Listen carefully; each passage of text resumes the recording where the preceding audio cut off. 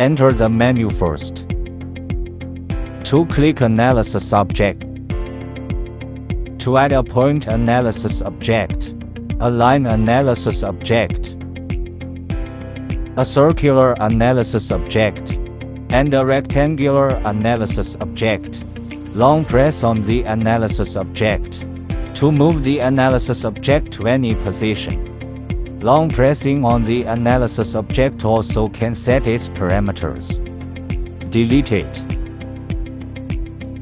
The value of maximum temperature, minimum temperature, average temperature.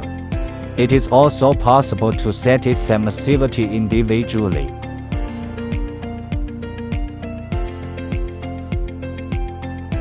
The next is Graphic Stroke. Temperature Difference Mode.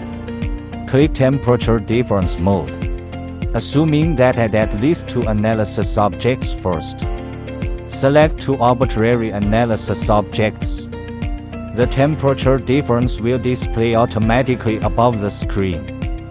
Click Temperature Difference Mode again to exit. Finally, you can delete multiple analysis objects. Just click on this little trash and then click OK.